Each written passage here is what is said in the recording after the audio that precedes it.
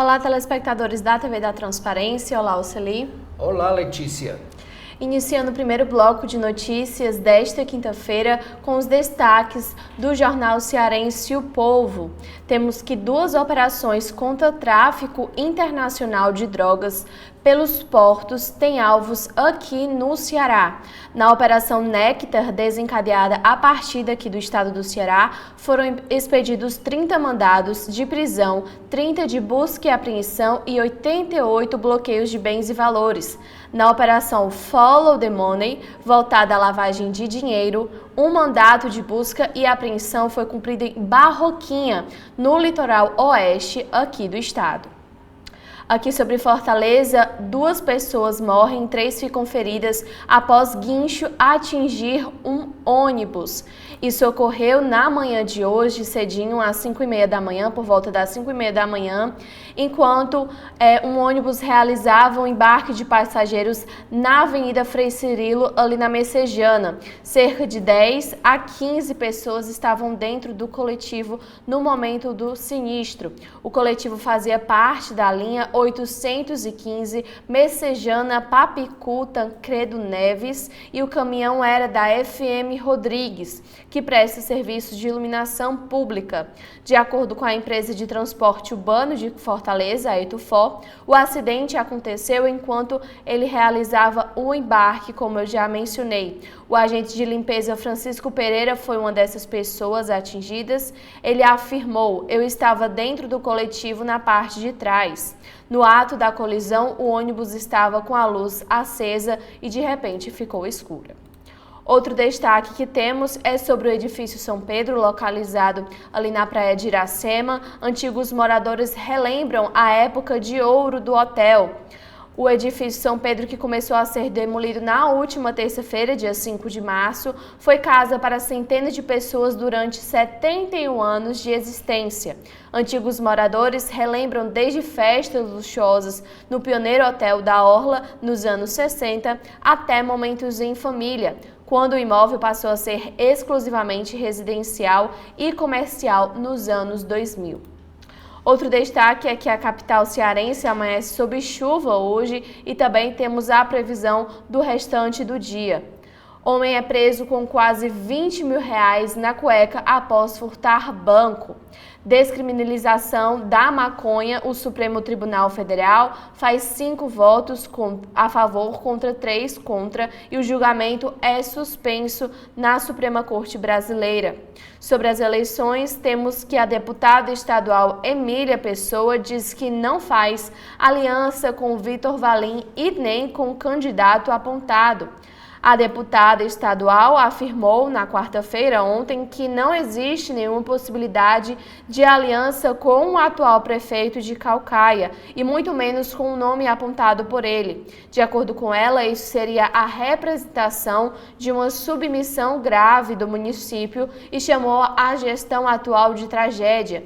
Emília, que foi secretária de Educação de Valim, disse esperar que chegue logo o período eleitoral para se livrar dessa situação, ela que é pré-candidata ao cargo de prefeita deste município. Agora, quais são os destaques do jornal o Globo, Oceli?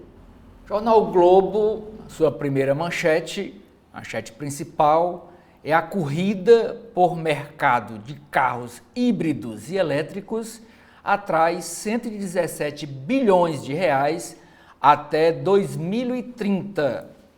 Dona das marcas Jeep, Fiat, Peugeot e Citroën, a Stellantis anunciou ontem investimento de 30 bilhões no Brasil até 2030, consolidando uma aceleração de aportes divulgados por montadoras no país nas últimas semanas. Por trás desses movimentos, há uma disputa pelo mercado brasileiro num cenário de transição energética do setor. A entrada dos veículos elétricos intensificou investimentos das fabricantes de carros híbridos, inclusive com o uso do etanol, considerado uma vantagem do Brasil. Economistas apontam que a melhora dos indicadores da economia, incluindo a queda dos juros e incentivos do governo à mobilidade verde ajudam a atrair os recursos.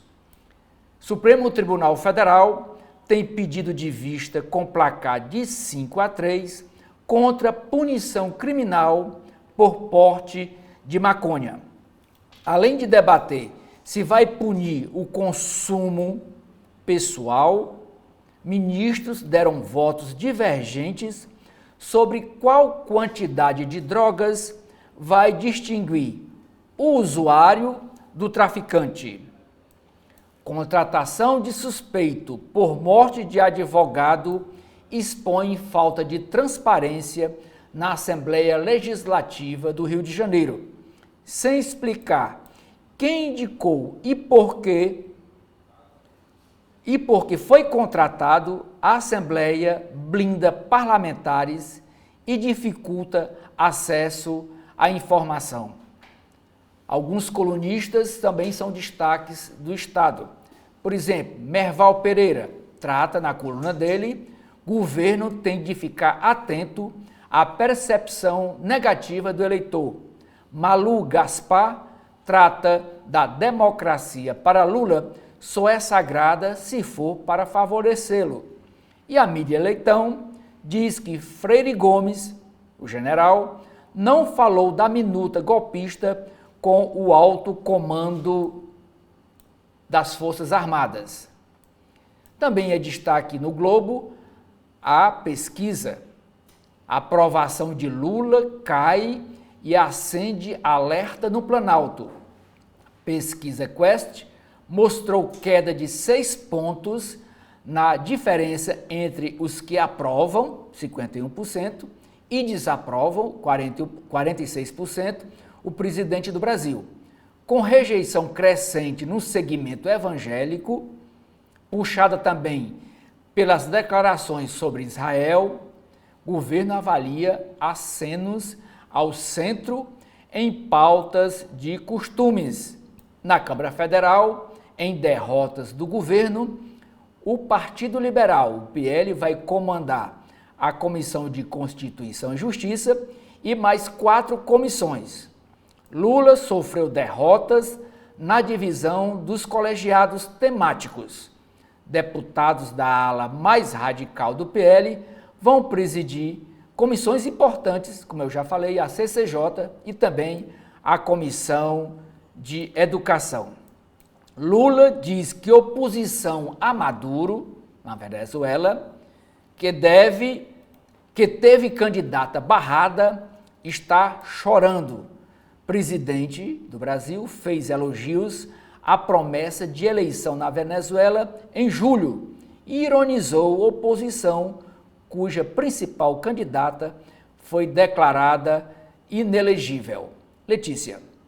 Bom, agora com os destaques nacionais da Folha de São Paulo, temos em principal manchete sobre a menção a Alexandre de Moraes e Gilmar Mendes, os 2 ministros do Supremo, sobre PCC no caso da ABIN paralela. Se resume a 2 parágrafos. Essa investigação da Polícia Federal da ABIN paralela, que foi iniciada em outubro do mês passado, e iniciando as investigações com o ex-chefe Alexandre Ramagem. A PF aponta a tentativa de vincular os ministros do Supremo a uma facção criminosa com base em trechos de documento do gabinete de deputado. O Brasil registra mais de 10 mil casos de feminicídio em 9 anos, de acordo com o estudo. A região centro-oeste apresenta a maior taxa para cada 100 mil habitantes. Também temos sobre o caso Moro, que é inédito, complexo e imprevisível, diz o presidente do Tribunal Regional Eleitoral do Paraná sobre a ação de cassação do senador eleito em 2022. Sobre violência e operação contra milicianos, deixa 6 feridos e interdita a Avenida Brasil no estado do Rio de Janeiro.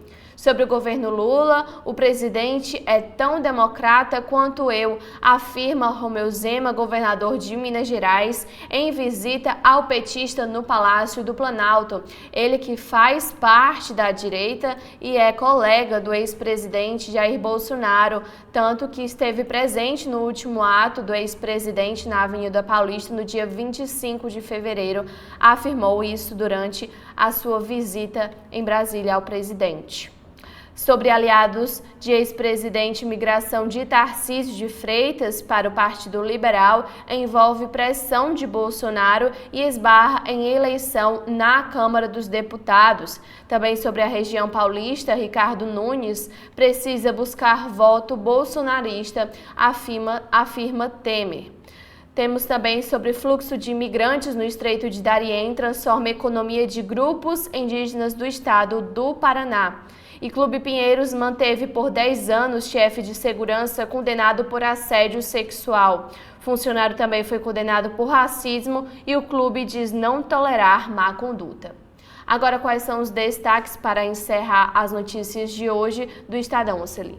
O Estado de São Paulo também coloca como a sua primeira manchete: as montadoras planejam investir 95 bilhões de reais até 2032, cifra recorde. A Stellantis, que é a dona das marcas Jeep, Fiat, Peugeot e Citroën, e a Ram, diz que investirá 30 bilhões no Brasil até 2030. Injeção de dinheiro planejada pelas montadoras no país alcançará o patamar dos 95 bilhões, o maior ciclo da história. A cifra pode subir até 117 bilhões, segundo estimativa da Anfávea. Esta semana, além da Stellantis, a Toyota anunciou que deve gastar 11 bilhões de reais também até 2030 na produção de automóveis híbridos flex. Outro destaque do Estadão foi a queda do avião em Minas Gerais, que matou 2 policiais federais.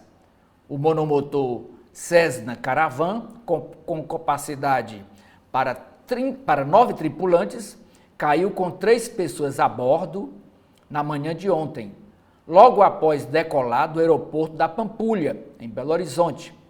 Os 2 agentes da Polícia Federal pilotavam a aeronave. Um mecânico terceirizado sobreviveu. Outro destaque do Estadão é a pesquisa. A avaliação negativa do governo Lula cresce, mostra pesquisa. Pesquisa Genial/Quest, divulgada ontem, mostrou que 34% dos entrevistados avaliam a gestão petista como negativa. Em dezembro, índice de desaprovação era de 29% e em fevereiro de 2023, de 20%. O presidente Lula sugere à oposição a Maduro, na Venezuela, que deixe de chorar e indique candidato. Lula compara veto chavista a opositores ao imposto a ele, Lula, em 2018 e defende lisura de eleição marcada para julho. O STF forma maioria para diferenciar o usuário de maconha de traficante. A maioria da corte votou a favor de fixar quantidade da droga para distinguir consumo próprio de tráfico. O julgamento foi sobrestado porque o ministro Dias Toffoli pediu vistas. E também o Estadão destaca alguns colunistas. Por exemplo, o William Vac escreve sobre a Lava Jato como assombração. O Celso Ming escreve sobre sobretaxar multinacionais e ricaços. E a Luciana Garbim escreve como não criar cretinos digitais. Letícia. Essas foram as notícias locais e nacionais. Agora, Edson Silva. Muito bem. A Câmara dos Deputados elegeu ontem 19 dos 30 19 presidentes das 30 comissões permanentes que tem a Casa. As comissões permanentes são os órgãos mais importantes do Poder Legislativo, só perdem espaço para o plenário. O plenário é tudo. O plenário é o colegiado, é o Congresso, é o Senado, é a Câmara. Depois do plenário, em importância, estão as comissões técnicas. Um cearense foi eleito ontem, dentre os 19 presidentes de comissão. No caso, o deputado federal Danilo Forte, que é do União Brasil.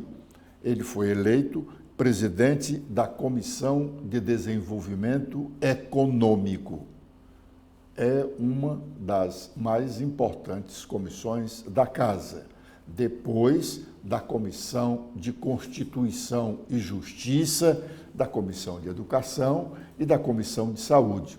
Sobretudo, ela tem uma importância singular em razão do momento em que a economia parece estar crescendo e há uma expectativa muito grande com relação ao futuro da economia nacional. Apenas o deputado Danilo Forte foi escolhido presidente do Ceará, foi escolhido presidente de uma das comissões técnicas da Câmara dos Deputados. Ainda faltam ser eleitos 11 deputados para presidirem outras comissões. Chama a atenção essa manchete do jornal O Povo com relação à prisão do meliante, como termo que utilizam muito os nossos colegas da área policial, né? O meliante, que foi preso ontem com dinheiro na cueca. Essa história de dinheiro na cueca nasceu realmente aqui no estado do Ceará, quando um ex-assessor do deputado federal José Guimarães foi preso no aeroporto de São Paulo com alguns dólares e reais na cueca, fruto de propina recebida por conta de um contrato feito com uma determinada empresa, que não me recordo agora, com o Banco do Nordeste do Brasil. Aliás, naquele momento, o Banco do Nordeste era uma grande vitrine e estava sempre nas manchetes dos principais jornais nacionais e jornais locais e nacionais por conta de desvios de dinheiro. Aliás, nunca mais se falou como andam esses processos contra ex-presidente do Banco do Nordeste, ex-diretores, políticos e empresários envolvidos com desvios de dinheiro desse banco estatal. É oportuno que saibamos como estão os processos. Alguém devolveu algum dinheiro? Alguém já foi condenado ou alguém já foi absolvido? Esse tema, sem dúvida, vai merecer alguns questionamentos agora na campanha eleitoral, mesmo sendo uma eleição municipal, porque nomes envolvidos naqueles escândalos estão na crista da onda da política cearense. Tem muitos empresários aqui falando agora mesmo de ações de políticos junto ao Banco do Nordeste. Segundo alguns empresários, tem político aqui no Ceará que consegue fazer tramitar um processo de financiamento lá do Banco do Nordeste em 10, 15 dias, quando o normal leva de 1 mês a 45 dias. Isso já começam essas especulações e é bom que as autoridades estejam atentos para responder aos reclamos da sociedade, sobretudo os integrantes do Ministério Público Federal. Começa hoje o prazo de 30 dias para que vereadores possam mudar de partido. Por que vereadores? Porque a lei só abre espaço para quem está já no seu terceiro ano de mandato e quer concorrer às eleições municipais do ano. Só quem tem 3 anos de mandato atualmente no Brasil são os vereadores. Assim como vai acontecer em 2026, quando das eleições estaduais e nacional, também será aberto esse prazo de 30 dias da janela partidária, que é o momento em que os políticos, agora nesta eleição, só os vereadores. Lá em 2026, os deputados estaduais e federais, senadores, governadores, prefeitos, presidentes, como nós dissemos ontem, não têm limitação na lei da fidelidade partidária. Eles podem mudar de partido a qualquer momento. Pode ter sido eleito por um partido em outubro e já em novembro mudar de agremiação, sem nenhum prejuízo. Já os vereadores e deputados, não. Eles têm as limitações da lei da fidelidade partidária e eles só podem trocar de partido com a anuência do próprio partido. O partido diz, não, você pode sair.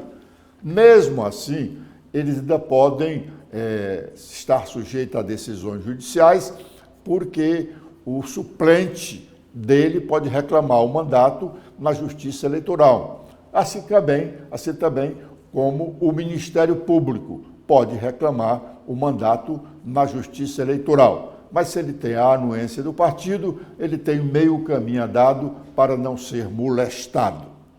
Fora vereadores, no caso agora, ninguém pode trocar de partido, a não ser com a anuência do partido e que essa anuência não seja contestada dentro do próprio partido, como é o caso agora do deputado Evandro Leitão, que recebeu uma anuência do PDT na hora que o PDT estava no momento de maior dificuldade dele aqui, porque não sabia se quem mandava era o presidente estadual ou o seu substituto, que era o senador Cid Gomes. O senador Cid Gomes, contestando a posição do partido de ser contrária ao governo do Estado, concedeu uma carta de anuência, enquanto presidente em exercício do diretório estadual, ao deputado Evandro Leitão. E o partido está contestando essa anuência. Hoje, o assunto está afeito ao Tribunal Superior Eleitoral, porque aqui no Tribunal Regional Eleitoral, o TRE cearense deu ganho de causa ao Evandro Leitão, admitindo que foi correta a decisão do diretório estadual em dar-lhe a carta de anuência. Mas por conta dessa janela partidária, na Câmara Municipal de Fortaleza, as especulações são inúmeras. A casa está em ebulição. Tem vereador que já estava certo de ir para um partido e não vai mais. E outro que estava certo de não mudar de partido, agora pretende mudar. As negociações estão de vento em polpa. Essas negociações envolvem não apenas conversações, como compra e venda.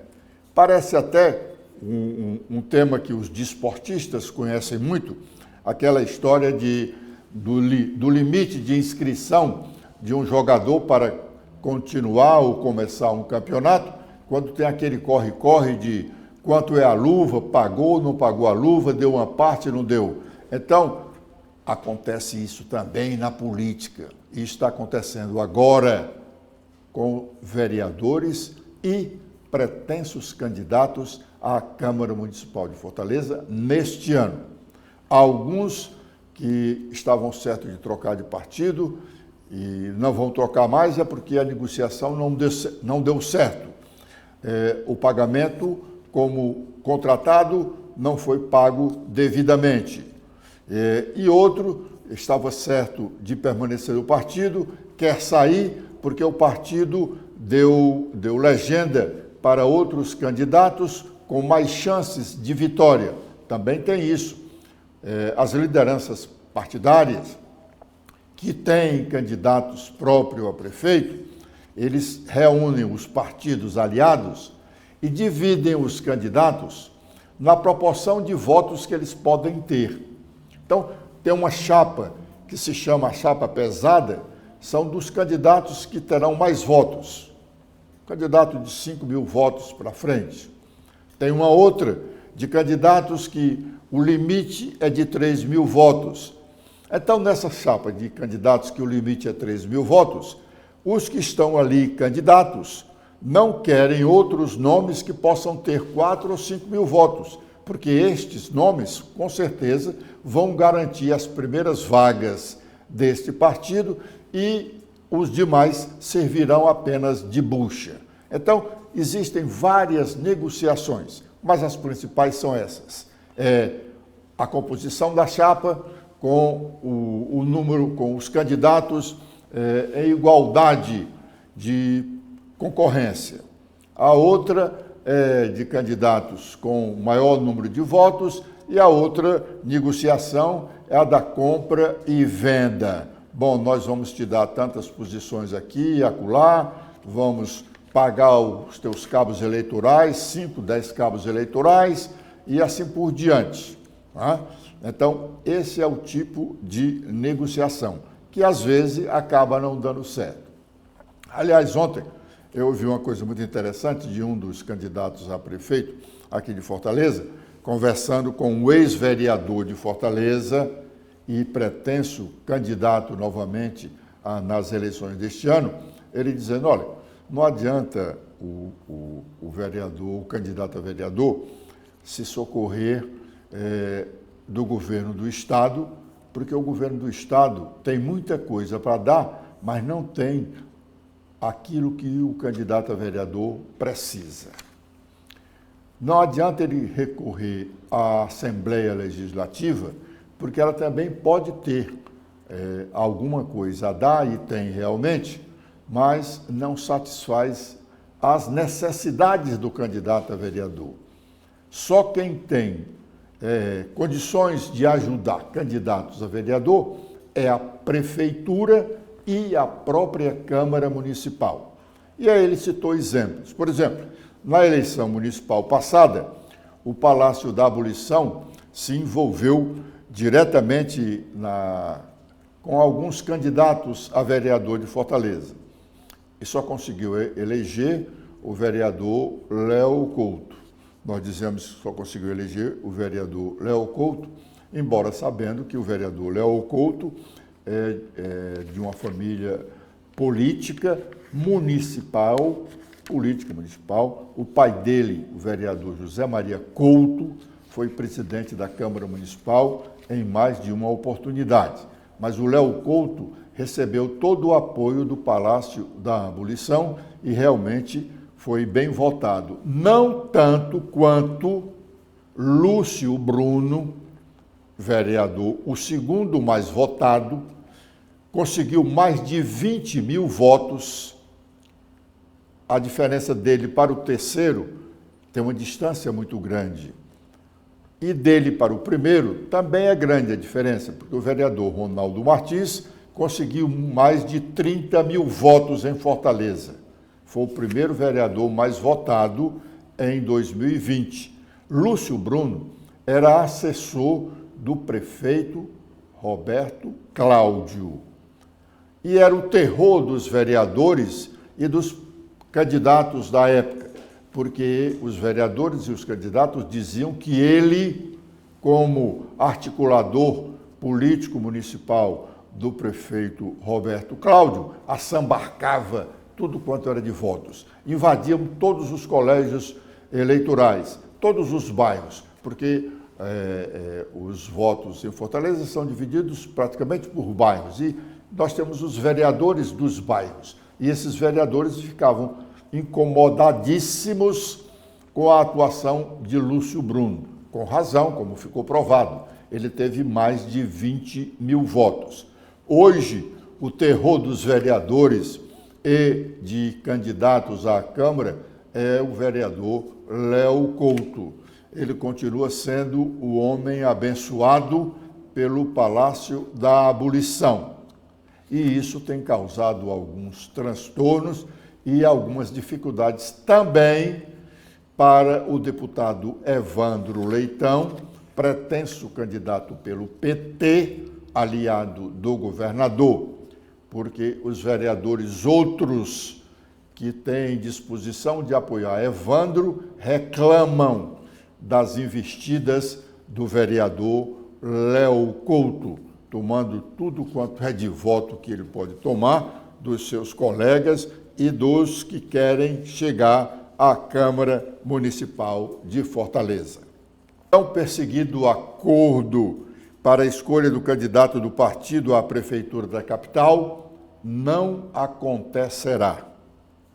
Nós já havíamos antecipado essa realidade. Luiziane Lins não é mais aquela como nós mesmo dissemos aqui na semana passada, mas ela não está morta.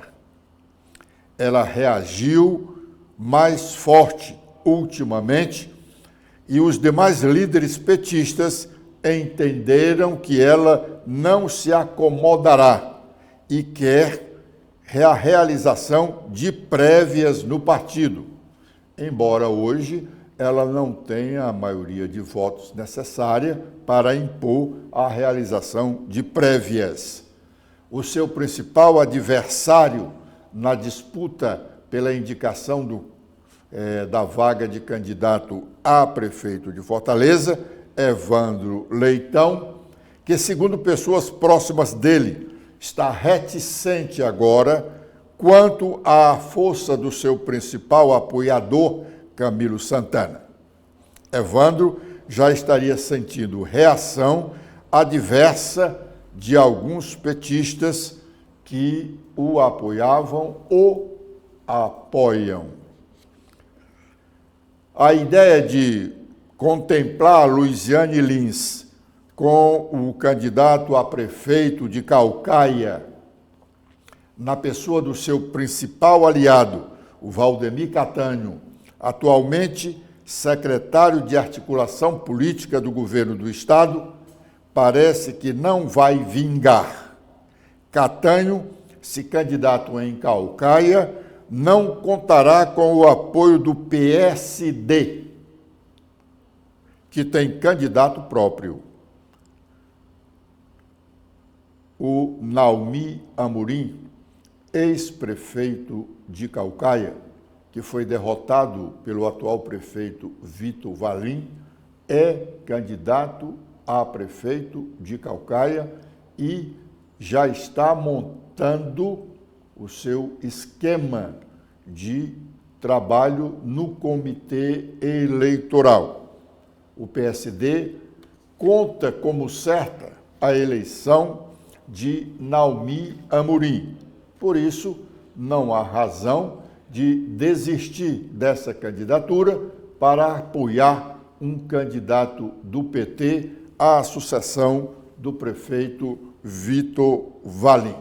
O partido, que é presidido no Ceará pelo Domingos Filho, ex-presidente da Assembleia Legislativa, ex-vice-governador do estado do Ceará, o partido está insatisfeito com a atenção que vem recebendo do governo do estado. O deputado federal Célio Sturdat, secretário de Proteção Animal, licenciado do cargo desde o fim do ano, com a alegação de que deveria voltar à Câmara dos Deputados para solucionar problemas referentes à liberação das emendas parlamentares, e ele, como deputado federal, tinha direito a alguns montantes de recursos para suas emendas que ele liberaria para a sua pasta no governo do estado. Pois bem, ele ainda não retornou ao cargo. E, como já havíamos aqui comentado, provavelmente não voltará. essa questão faz parte da insatisfação do PSD com o tratamento que recebe do governador Elmano ou do governo Elmano de Freitas. Essa secretaria só existe na relação de secretários.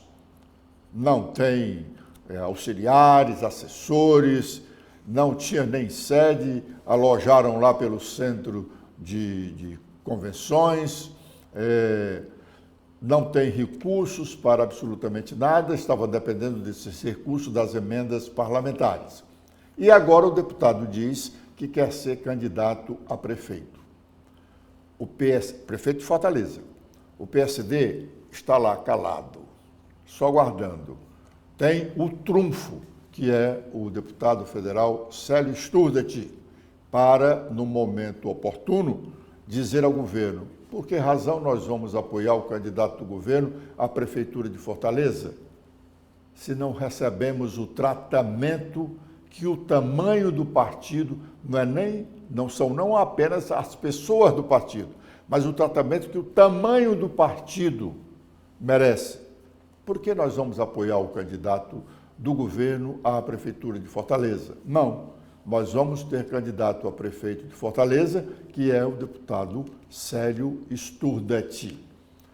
O Domingos Filho, que é o presidente estadual do PT, tinha propósito de conversar com o governador Elmano, e nós registramos isso aqui, antes de o governador aparecer doente com a pneumonia, lá em janeiro. Ficou esperando esse tempo todo, o governador ainda não havia se recuperado, agora está parcialmente recuperado, não se sabe de quê, realmente ele estava esse tempo todo enfermo, se era da pneumonia ou algo mais, bom, as especulações ficam por aí. Ele não conversou, espera conversar nas próximas horas, conversar, segundo aliados dele, agora com definições explícitas. Não é apenas com conversa. Não, nós vamos fazer tal dia, vamos fazer aquilo, tal mês, tal ano. Não. Agora. O que vamos fazer agora? O que é que o partido vai ter agora? Se o partido não conseguir essas respostas, não conseguir satisfazer os seus objetivos, terá candidato próprio à prefeitura de Fortaleza. O Supremo Tribunal Federal recomeçou ontem o julgamento da criminalização por posse de drogas, ou mais especificamente, de maconha. Aliás, ontem mesmo o julgamento foi suspenso por conta de um pedido de vistas do ministro Dias Toffoli.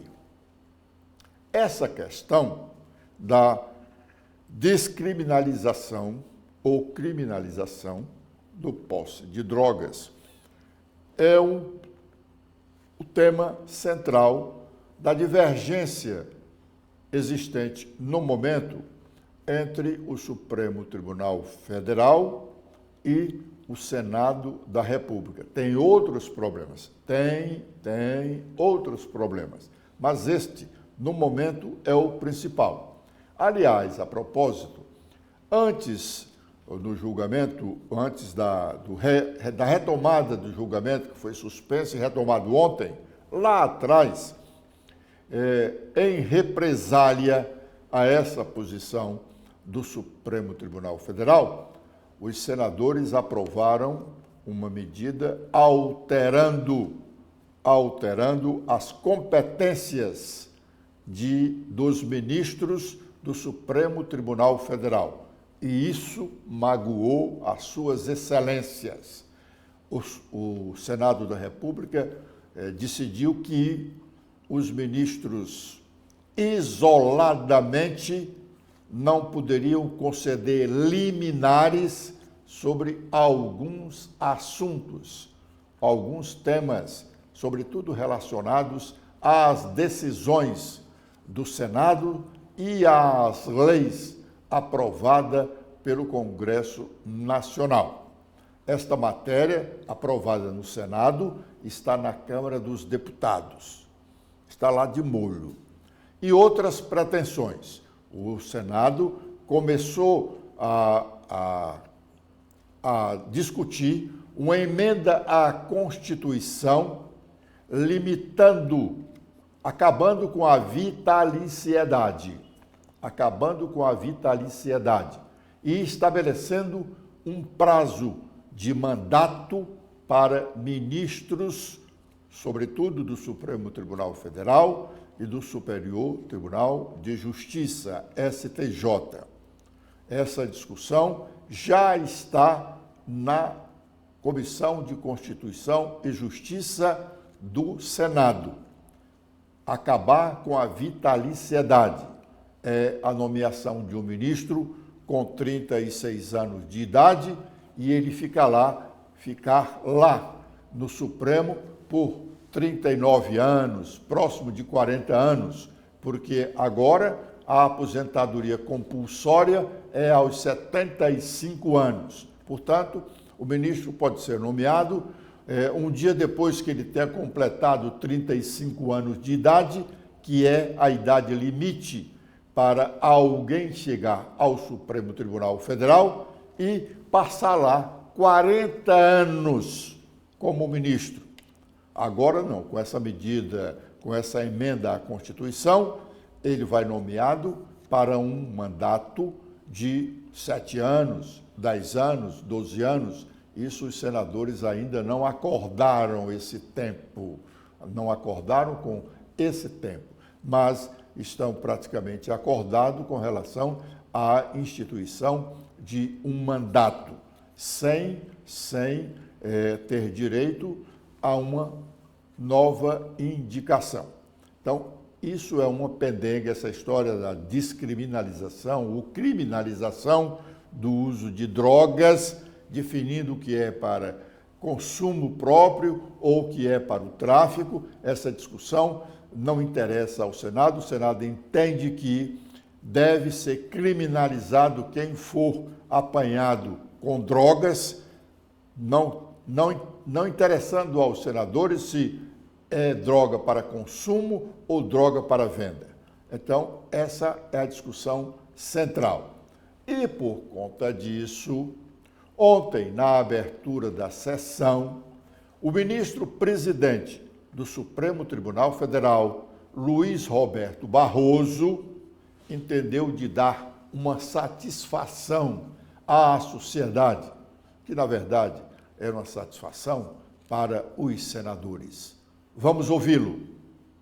No mundo, como todos saberão, todos os que se interessam pelo assunto, os países estão percorrendo dois caminhos diametralmente opostos. Em alguns países se vem intensificando a repressão e em outros países se vem fazendo uma experiência com a legalização. Esse é um debate muito importante que precisa ser feito no Brasil. Porém, queria deixar claro que não é isso que nós estamos fazendo aqui. Não está em discussão hoje no Supremo Tribunal Federal, minimamente, a questão da legalização de drogas. Essa é uma compreensão equivocada que foi difundida, às vezes por desconhecimento e às vezes intencionalmente, e eu, portanto, gostaria, inclusive em deferência às muitas pessoas, parlamentares e pessoas da sociedade civil que me procuraram, gostaria de fazer, antes de iniciar o julgamento com o voto do ministro André Mendonça, que ouviremos todos com interesse e atenção, eu gostaria de prestar o esclarecimento devido e fiz por escrito, porque gostaria de ser absolutamente preciso para nós desfazermos os mal-entendidos e as incompreensões acerca dessa matéria e do papel que o Supremo desempenha. O consumo de drogas ilícitas no Brasil continuará a ser ilegal. As drogas não estão sendo, nem serão liberadas no país por decisão do Supremo Tribunal Federal. Legalizar é uma definição que cabe ao Poder Legislativo e não ao Poder Judiciário. A segunda questão, e que nós todos estamos considerando como a questão central aqui, é definir um critério objetivo para auxiliar os policiais e todos os integrantes do sistema de justiça, juízes, promotores, procuradores, para auxiliar esse segmento a diferenciar o usuário do traficante. Isso porque o tráfico de drogas é crime e continua a ser crime sancionado com a pena de prisão. Mas se nós não definirmos uma quantidade de maconha, que é o caso concreto, que deve ser considerada como de uso pessoal, essa definição continuará nas mãos da autoridade policial em cada caso. Portanto, se foi despenalizado o consumo pessoal e se continua penalizado o tráfico, é preciso ter um critério que distinga uma coisa da outra. Esse filme, o filme da subsistência da não distinção clara do que é tráfico e do que é consumo, nós já assistimos e sabemos quem morre no final. O homem negro e pobre que porta 10 gramas de maconha vai ser considerado traficante e enviado para a prisão. Já o homem branco de bairro nobre, com 100 gramas da droga, será considerado usuário e liberado. Portanto, o que está em jogo aqui é evitar a aplicação desigual da lei em razão da cor e das condições sociais e econômicas do usuário. Bom, nesse caso aí, os policiais vão precisar andar com uma balança para conferir se são 10 gramas, 15 gramas, 8 gramas. Bom, o deputado estadual Cláudio Pinho fustigou com o seu discurso de ontem na Assembleia Legislativa a base governista. Ele levantou a questão do machismo, comparando a situação de Luiziane Lins, agora querendo ser candidata a prefeita de Fortaleza, com a de Isolda Sela, governadora, que os petistas queriam ela, embora filiada ao PDT, como candidata a governadora. Vamos ouvir o que disse o deputado Cláudio Pinho. Mulheres também governadoras. Falando em mulher governadora, foi aí onde tudo começou, a desavença entre PDT e PT. PDT indica 2 candidatos, uma candidata mulher, governadora Isolda Sela. Vai para a reunião do diretório, vence. Não quero entrar em aspecto de competência e nada, mas o resultado é que venceu Roberto Cláudio. E neste momento passa o PT, naquele momento, a dizer, presidente, que o PDT comete machismo. Quem está dizendo não sou eu, está aqui. Decisão autoritária e machista. Gleisi Hoffmann. Quem é Gleisi Hoffmann? Presidente do PT. A deputada Luiziane Lins Luiziane diz que a Isolda foi desmoralizada e teve direito à reeleição usurpado pelo PDT. Está aqui. E vejam como é a história. Hoje, Luiziane está sendo perseguida dentro do próprio partido. Então, eu queria saber o porquê que a deputada Luiziane, que já foi prefeita, pode ter as divergências, ela foi a deputada, ela foi por 2 vezes prefeita. E hoje, o próprio partido é que tem que responder que tem 4 candidatos, inclusive 2 mulheres. A perseguição é em cima dela. Não estou aqui para fazer a defesa da candidatura de Luiziane, até porque eu sou do PDT e o PDT tem um pré-candidato, que é o atual prefeito Sarto. Mas são essas versões que passam para a sociedade, de perseguição à mulher, de machismo. E será que o PT está exercendo misoginia, machismo contra a deputada Luiziane Lins, contra a deputada Larissa Gaspar? Esse questionamento a sociedade quer saber, porque em 2022 era perseguição à governadora Isolda, era machismo contra a governadora Isolda. E hoje? E o PSB parece que quer apresentar o nome da ex-governadora Isolda. Vejam como a política, ela é envolvente e cabe a nós tentarmos esclarecer a população. Bom, esse pronunciamento do deputado Cláudio Pinho realmente é uma provocação. O que é que o pessoal do PT, se o PT não escolher Luiziane, vai dizer da preterição ao nome dela? Na verdade, Luiziane, se diz aí comumente que o PT tem 4, 5 pré-candidatos. O PT só tem 2 pré-candidatos. 2. A Luiziane e o presidente da Assembleia Legislativa, o Evandro Leitão. Ela só tem esses 2 nomes. Os outros são figurativos.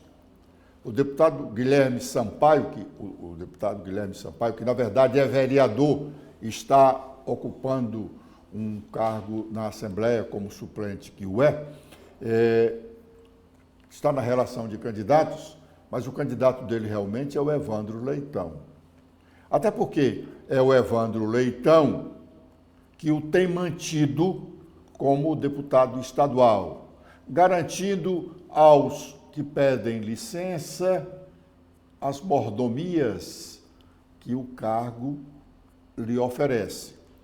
Licenciado, o deputado licenciado, para tratar de assuntos particulares, como são estas licenças que estão acontecendo agora na Assembleia, o deputado licenciado não tem direito a absolutamente nada, nem o subsídio, porque quem passa a receber é o titular, quem estiver ocupando o lugar dele. No caso de ele estar licenciado para tratamento de saúde, aí não, ele tem direito a tudo, ele não perde absolutamente nada. Até o dinheiro para a gasolina do carro ele tem garantido. Para tratar de assuntos particulares, ele não tem direito a nada. Então, direito a nada. Então, o Guilherme Sampaio é eleitor do Evandro Leitão, porque é o Evandro Leitão que garante a manutenção dele, a permanência dele na Assembleia como suplente. Ele já está lá há mais de 1 ano e vai continuar até as próximas eleições, que não se sabe se ele será candidato a vereador, a reeleição de vereador, ou se vai esperar 2026, esperando que os votos do Evandro Leitão, em sendo candidato e em sendo eleito prefeito de Fortaleza, possam ser designados para ele e ele ter uma eleição de deputado estadual. Portanto, no PT só tem 2 candidatos, a Luiziane e o Evandro Leitão. E o Evandro Leitão foi um dos que, na eleição passada, criticaram o seu partido, o PDT da época, de ter escanteado a governadora Isolda Sela.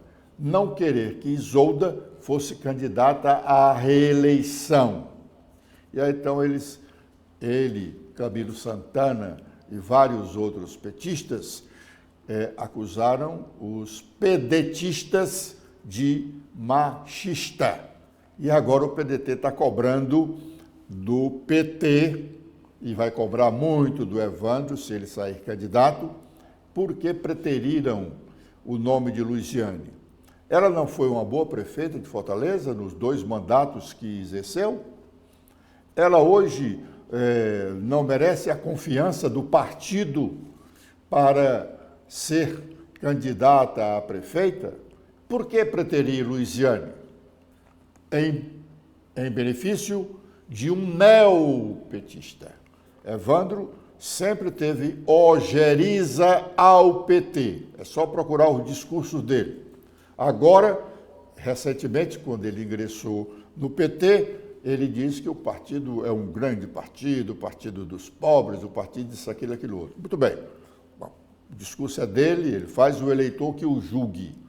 Essa questão de machista que vai ser discutido muito nas próximas eleições, que não deveria ser, porque deveriam discutir os problemas da cidade de Fortaleza, e não quem é machista ou não, se Luiziane está sendo preterida porque o PT é machista ou não. Bom, fica para lá.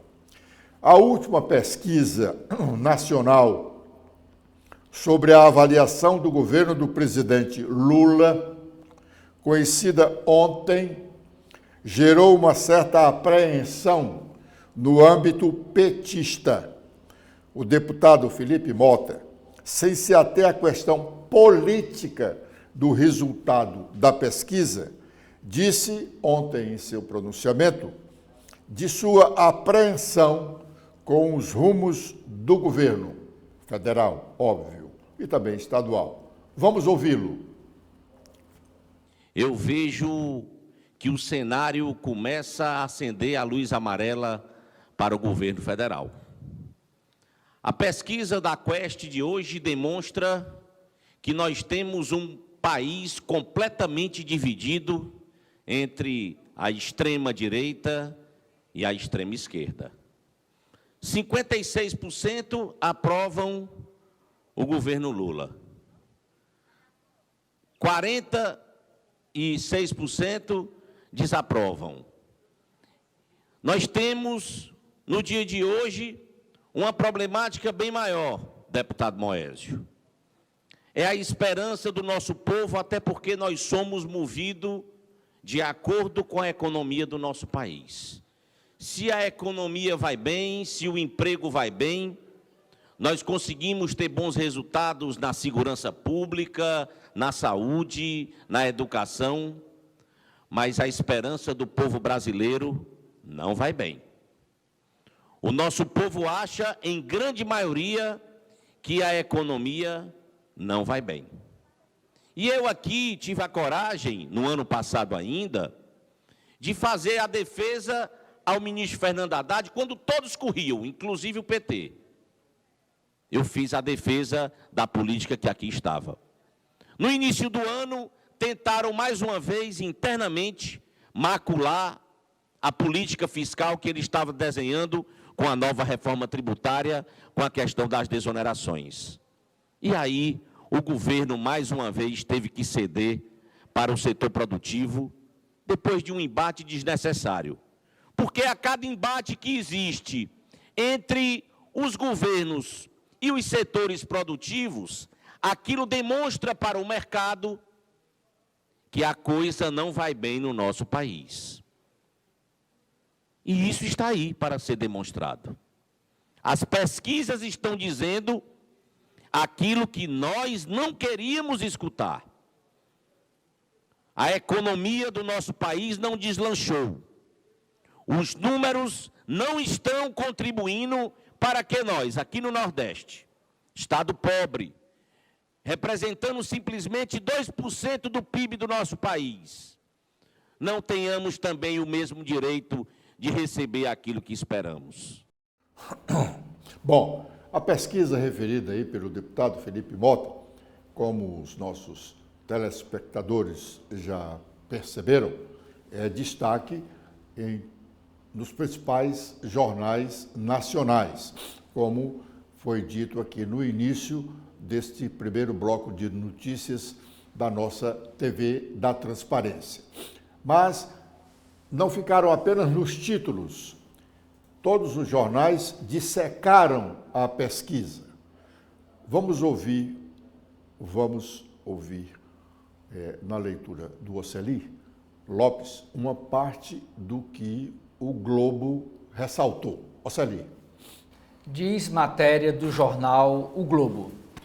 O aumento da desaprovação ao presidente Luiz Inácio Lula da Silva, PT, apontado em pesquisa Genial/Quest, divulgada ontem, acendeu um alerta entre os ministros do governo, que veem necessidade de o petista acenar mais ao centro, principalmente em pautas de costume, principalmente como o aborto, invasão de terras e legalização das drogas.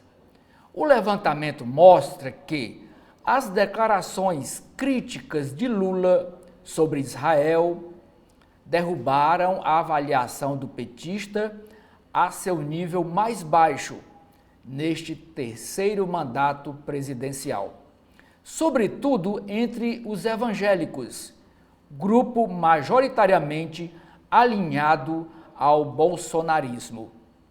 A desaprovação ao presidente passou de 43% em dezembro passado para 46%, e a aprovação recuou de 54% para 51%.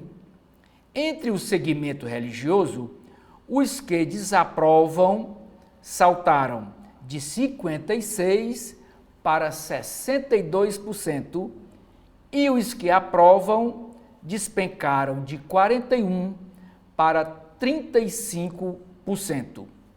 Já a avaliação negativa do governo subiu 5 pontos percentuais, 34%, e encostou na avaliação positiva, que é de 35%. Como a margem de erro da pesquisa é de 2,2 pontos percentuais, há um empate técnico nessa avaliação do governo. A distância entre os grupos que aprovam e desaprovam a gestão petista, que era de 7 pontos percentuais na pesquisa anterior, baixou para apenas 1 ponto. Outros 28% avaliaram o governo Lula como regular. A pesquisa da Quest foi contratada pelo Banco Genial e entrevistou pessoalmente 2.000 brasileiros de 16 anos de idade ou mais, em todos os estados do país, entre os dias 25 e 27 de fevereiro. Realmente, como a matéria diz, o lead da matéria, o abre da matéria, dizendo que chamou a atenção do governo, dos ministros. Sem dúvida, é para isso mesmo. O governo não está bem, a pesquisa está mostrando aí. Mas, independentemente das pesquisas, as ruas já mostravam isso. Há uma diferença entre a avaliação do governo e a avaliação do presidente. As declarações do presidente com relação a essa guerra lá de Israel com o Hamas, isso trouxe um desgaste político muito grande para o presidente, inclusive internamente. Logo depois dessas declarações, eu encontrei aqui num restaurante da cidade um deputado federal que não é do PT, mas é aliado do governo Lula. Ele dizia, rapaz, o homem não pode estar falando de improviso. Estava tão bem.